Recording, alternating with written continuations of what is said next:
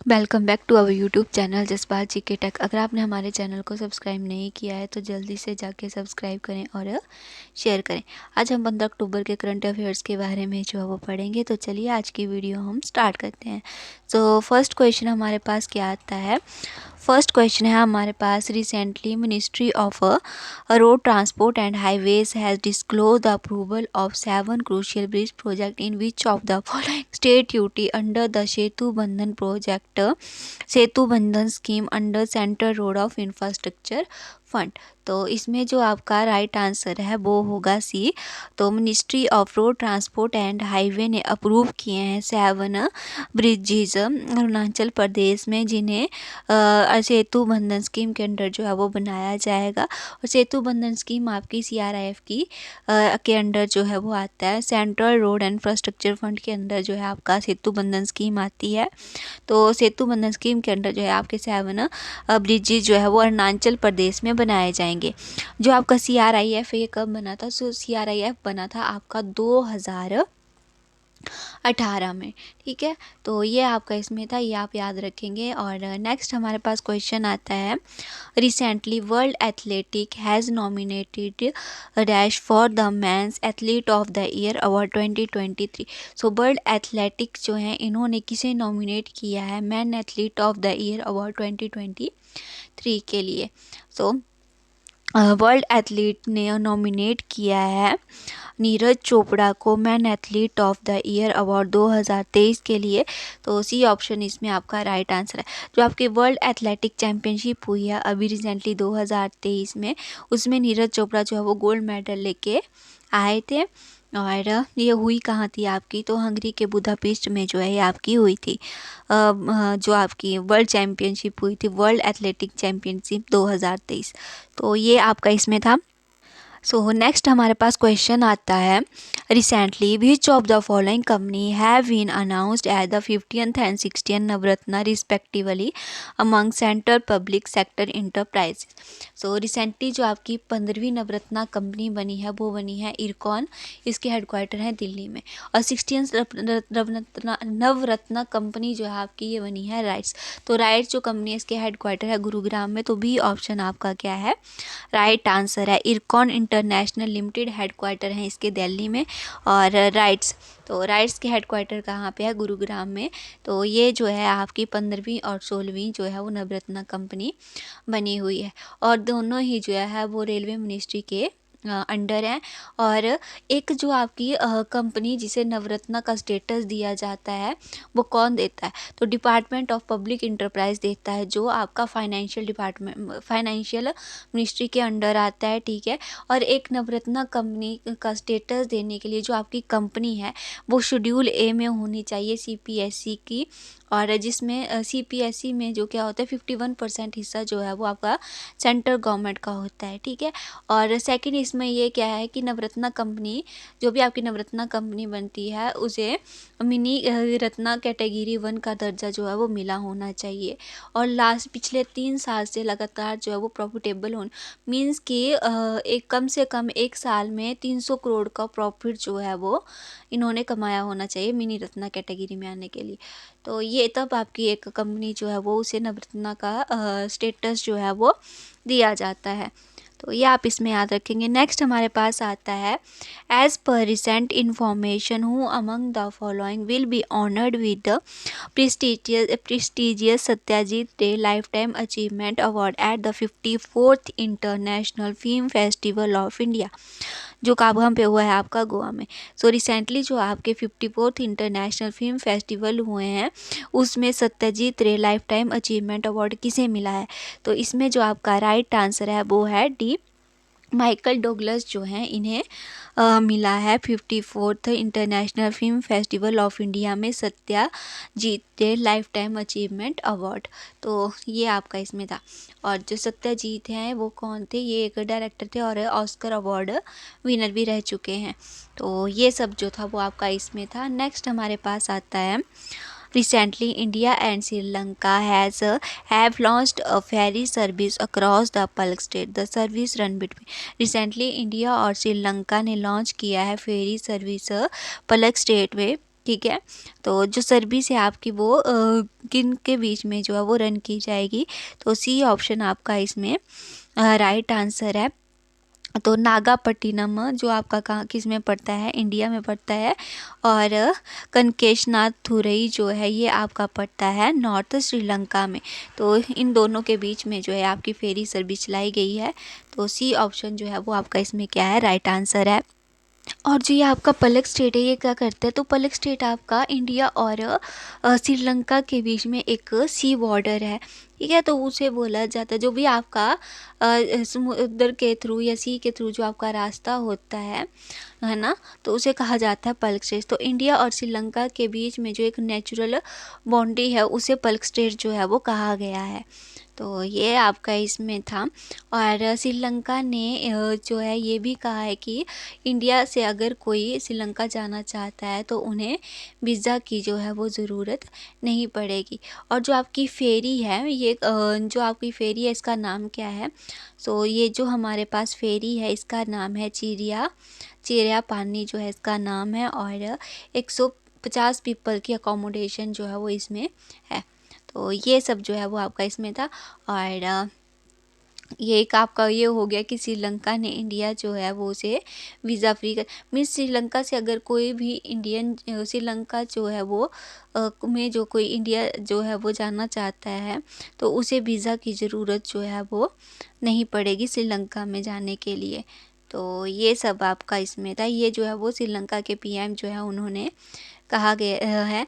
और जो आपकी पलक स्टेट है इसका नाम रॉबर्ट पलक के नाम पे रखा गया है, जो कि एक ब्रिटिश ऑफिसर थे और मद्रास के गवर्नर रहे थे 1755 से 1763 तक। तो ये सब जो था वो आपका इसमें था। नेक्स्ट हमारे पास आता है recently union minister of science and technology has launched state of art latest national survey network.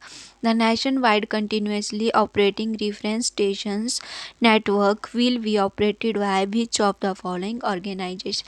So recently Union Minister of State and Science Technology ने लॉन्च किया है state of art latest national survey network, ठीक है।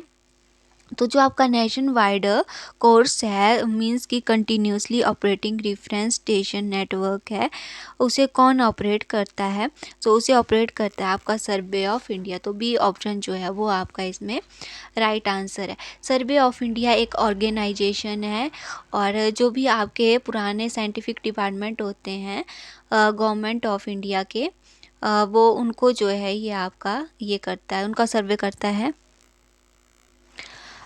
तो ये जो आपका सर्वे of India है एक ऑर्गेनाइजेशन है और गवर्नमेंट ऑफ इंडिया का एक सबसे पुराना साइंटिफिक डिपार्टमेंट है आपका सर्वे ऑफ इंडिया। तो सर्वे ऑफ इंडिया कब बना था आपका, तो सर्वे ऑफ इंडिया आपका बना था 1967 में। तो जो आपकी यहाँ पे वर्क है वो आपकी जो जॉब होगी वो क्या होगी, आपने श्योर करना है कि जो आपके इंडिया के मैप जो हैं वो आपके करेक्टली जो है वो शो हो रहे हैं या नहीं हो रहे हैं, जितनी भी आपकी मेज़रमेंट है वो प्रॉपर है या नहीं है। यही आपका होता क्या है, एक नेशनल सर्वे है and mapping organisation of India, ठीक है। तो national survey and mapping organisation of India जो है ये आपका है। और सर्वे ऑफ इंडिया आपका ministry of science and technology के अंडर वर्क करता है। तो सर्वे ऑफ इंडिया के हेडक्वार्टर कहाँ पे है, सर्वे ऑफ इंडिया के हेडक्वार्टर हैं आपके उत्तराखंड में देहरादून में जो हैं वो हैं। और ये सब जो था आपका इसमें था।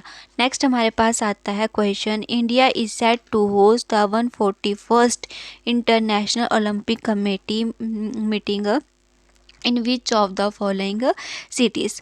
तो इंडिया जो है वो होस्ट कर रहा है 141वीं इंटरनेशनल ओलंपिक कमेटी मीटिंग। तो ये मीटिंग आपकी होगी कहाँ पे, तो इसमें आपका जो राइट आंसर है वो है सी, मुंबई में जो है ये आपकी जो मीटिंग है आईओसी की वो होगी। सो ये आप इसमें याद रखेंगे। आईओसी के प्रेसिडेंट कौन है, तो जो आपकी इंटरनेशनल ओलंपिक कमेटी है इसके जो प्रेसिडेंट है वो है थॉमस बाच और इसके हेडक्वार्टर कहाँ पे हैं आईओसी के, तो आईओसी के हेडक्वार्टर हैं लॉसेन में। तो ये सब जो है आपका इसमें था। और इंडिया जो है वो 40 ईयर के बाद जो है वो इस मीटिंग को होस्ट कर रहा है। ठीक है, तो लास्ट टाइम कब हुई थी आपकी? 1983 में लास्ट टाइम दिल्ली में ये आपकी मीटिंग हुई थी आईओसी की। अब 40 ईयर के बाद जो है ये आपकी हो रही है मुंबई में। तो ये सब जो है वो आप इसमें याद रखेंगे। तो जो आपके विंटर ओलंपिक्स होंगे 2026 में, वो कहाँ पे होंगे? इटली के मिलान एंड कॉर्टिना में होंगे। और 2030 के अभी डिसाइडेड नहीं है। और जो आपके समर ओलंपिक्स थे वो आपके कहाँ पे हुए हैं होंगे?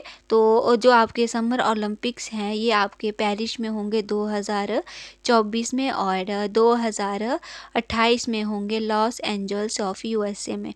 तो ये आप याद रख लेना कि 2024 के आपके जो समर ओलंपिक्स होंगे वो पेरिस में होंगे, और 2026 के जो विंटर ओलंपिक्स होंगे वो इटली के मिलान एंड कॉर्टेना सिटी में जो है वो होंगे। और जो आपके समर ओलंपिक्स है 2028 में लॉस एंजल्स में होंगे, और 2034 में आपके कहाँ पे होंगे? तो ब्रिस्बेन ऑस्ट्रेलिया में जो है वो होंगे 2034 में। सो ये आपका इसमें था। नेक्स्ट हमारे पास आता है recently 3 indigenously devolve technologies have been launched. The technology have been developed under intelligent transport system and endeavor and for Indian cities initiative of which of the following ministries? So इसमें जो आपका right answer है वो है B, ministry of electronics and IT.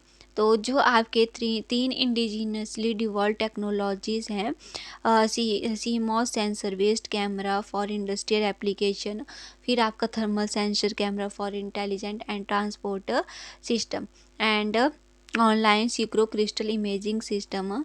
तो ये आपका launch किया है। ये जो आपकी टेक्नोलॉजीज़ हैं ये किसने डिवॉल्व करी हैं? तो ये आपकी डिवॉल्व करी हैं international intelligent transport system Endeavour for Indian cities initiative, जो किसका है? मिनिस्ट्री ऑफ आईटी का है, मिटी का है। सीमॉस सेंसर बेस्ड कैमराज जो होंगे आपके इंडस्ट्रियल विजन एप्लीकेशन के लिए, जो आपके क्या करेंगे? ऑटोमेट करेंगे इंस्पेक्शन एंड आइडेंटिफिकेशन करेंगे ऑब्जेक्ट की। और ये आपके एआई बेस्ड हैं, और एआई और एमएल बेस्ड जो हैं ये आपके सीमॉस सेंसर हैं। तो ये सब जो था वो आपका इसमें था। जो आपका थर्मल सेंसर बेस्ड कैमरा है वो आपका रोड ट्रैफिक एप्लीकेशन है। और जो आपका ऑनलाइन शिक्रो क्रिस्टल इमेजिंग सिस्टम है वो मेज़र करेगा शुगर इंडस्ट्री में क्रिस्टल का साइज। ठीक है, तो ये सब जो है वो आपका इसमें था। नेक्स्ट हमारे पास क्वेश्चन आता है। इसमें आपका भी ऑप्शन राइट आंसर है, MeitY ministry of electronics and IT. तो नेक्स्ट हमारे पास जो क्वेश्चन है वो है आपका recently intensified mission Indradhanush 5.0 the flagship routine immunisation campaign of the union ministry of health and family welfare has been concluded this year. For the first time the campaign is being conducted across all the district in the country and include children up to of age। Recently जो आपका intensified mission है इंद्रधनुष 5.0, तो इसका जो flagship protein immunisation campaign है जो किसका है? Ministry of health and family welfare का ये जो आपका कैंपेन है ये हुआ है, कंक्लूड किया गया है। तो इस साल फर्स्ट टाइम जो आपका कैंपेन है ये किसने कंडक्ट किया है? कंट्री की हर एक डिस्ट्रिक्ट में, और इसमें 5 ईयर तक के बच्चे जो हैं उन्हें इंक्लूड किया गया है। तो मिशन इंद्रधनुष आपका जो है वो 2014 में स्टार्ट हुआ था। जब आपके पीएम मोदी बने तो तब फर्स्ट टाइम आपका मिशन इंद्रधनुष जो है वो स्टार्ट किया गया था 2014 में। जो आपका मिशन इंद्रधनुष है इसमें है क्या आपका? मिशन जो इंद्रधनुष है जब ये आपका स्टार्ट हुआ था तो ये आपका बेसिकली स्टार्ट किया था जो भी प्रेग्नेंट वुमेन है या चिल्ड्रन है और जो 2 साल से कम की एज के हैं बच्चे, उनके लिए ये मिशन चलाया गया था। ये जो है ये आपका 3 राउंड्स में कंडक्ट किया गया है 14 अक्टूबर को। एंड जो इसका 5th फेज़ था गोइंग फॉर इंटेंसिफाइड मिशन इंद्रधनुष, और ये जो था जो आपका मिशन इंद्रधनुष था इसका 5th फेज़ जो था ये था। तो ये सब जो है आपका इसमें था। इसमें आपके 12 डिजीज़ जो कवर किए गए हैं, डायफ्टीरिया, फिर वूपिंग कफ एक्सेट्रा, जो आपका हेपेटाइटिस है, ये सब जो है आपके डिजीज़ इसमें कवर किए गए हैं। तो 5 ईयर तक के बच्चे जो हैं उन्हें इसमें इंक्लूड किया गया है और हर एक डिस्ट्रिक्ट में जो है ये आपका हुआ है। तो ये सब जो है वो आप इसमें याद रखेंगे। नेक्स्ट हमारे पास क्वेश्चन आता है, रिसेंटली 3 इंडिजिनसली डिवॉल्व टेक्नोलॉजीज है, ये तो हमारे पास हो गया। सो नेक्स्ट हमारे पास आता है, recently which of the following Indian public sector undertaking has been recognized as one of the world best employer 2023 in the Forbes World Best Employer List 2023। So recently किन्हें जो है वो किस कंपनी जो है उसे इंडियन पब्लिक सेक्टर अंडरटेकिंग में रिकॉग्नाइज किया गया है world best employer 2023 in the Forbes world best employer list में।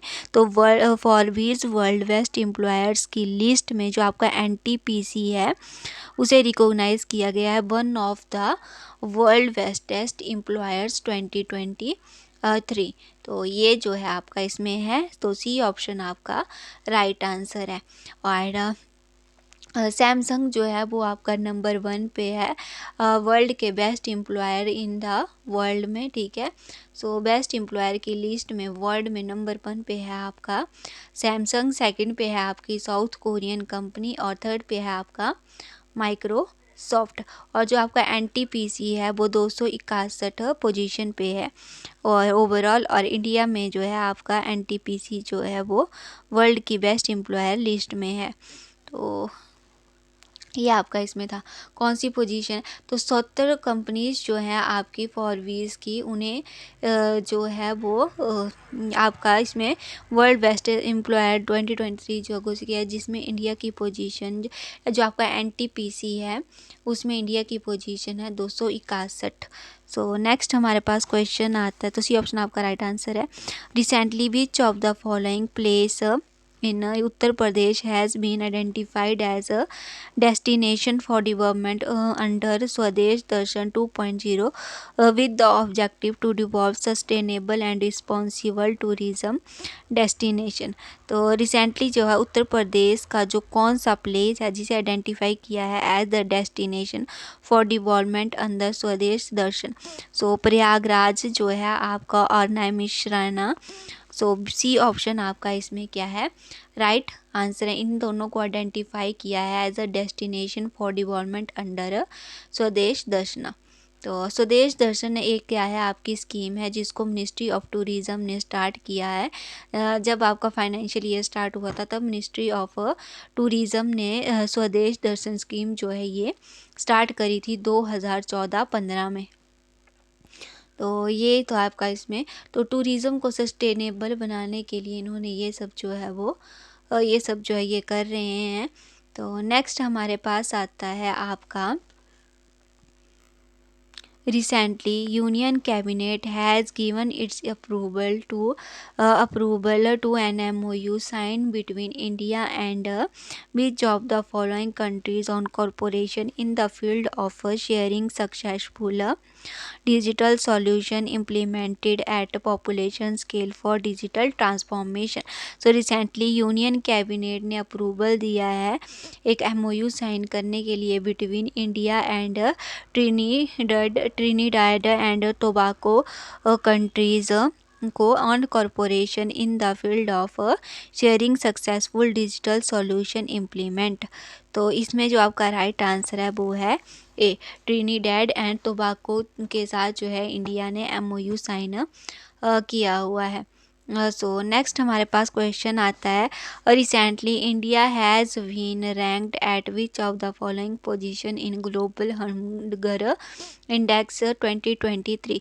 सो रिसेंटली जो है इंडिया का 111वां रैंक है ग्लोबल हंगर इंडेक्स 2023 में। तो ये आपका इसमें था। इंडिया का स्कोर जो है वो है 28.7 और एवरेज जो वर्ल्ड में स्कोर है वो है 18.3। तो ये आपका काफ़ी ज़्यादा लो जो है वो आपका स्कोर है। सो नेक्स्ट हमारे पास आता है आपका Recently, who among the following has emerged as the champions of open section at Italy FIDE World Junior Rapid Chess Championship 2023? तो किन्हें जो है वो इमर्ज किया है as the champion of open section at Italy FIDE world junior rapid chess championship. So इसका जो right answer है वो है आपका भी रौनक सदवानी।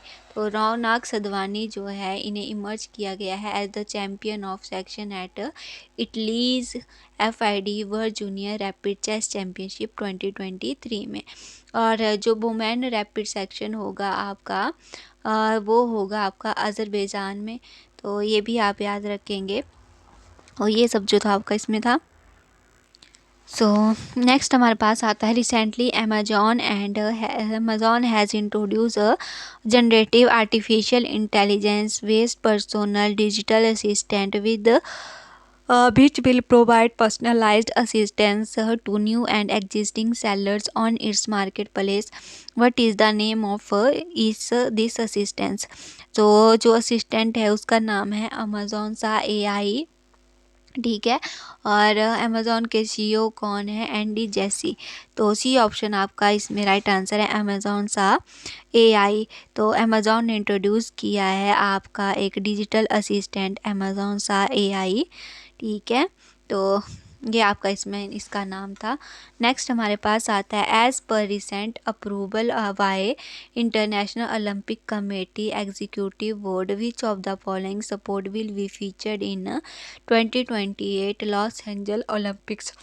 सो रिसेंटली जो आपका अप्रूवल दिया है इंटरनेशनल ओलंपिक कमेटीज़ ने, उन्होंने ये कहा है कि जो आपका क्रिकेट है उसे ऐड किया जाएगा 2028 के लॉस एंजल ओलंपिक्स में। तो ये आप इसमें याद रखेंगे। और जो आपका क्रिकेट होगा वो T20 होगा, वनडे जो है वो मैच नहीं होगा। और ना तो ये टेस्ट क्रिकेट मैच होगा, T20 क्रिकेट मैच जो है आपका ये होगा। तो सी ऑप्शन आपका इसमें राइट आंसर है। सो नेक्स्ट है हमारे पास recently world arthritis day 2023 has been observe which of the following days. तो वर्ल्ड आर्थराइटिस डे जो है ये आपका 12 अक्टूबर को सेलिब्रेट किया गया। और इसकी जो थीम थी वो थी आपकी living with an RMD at all stages of life. जो आपका आर्थराइटिस से क्या कहता है आपके अगर आपको आर्थराइटिस होगा तो आपके जो जॉइंट्स हैं इनमें काफ़ी ज़्यादा पेन होगी, आपको डिफ़िकल्टी आएगी चलने में, स्टिफनेस आपको होगी। ठीक है। तो ये सब जो है वो आपका इस डिज़ीज़ की वजह से होता है। सो आज के लिए बस इतना ही। अगर वीडियो अच्छी लगी हो तो लाइक करें, शेयर करें। Bye bye, thank you.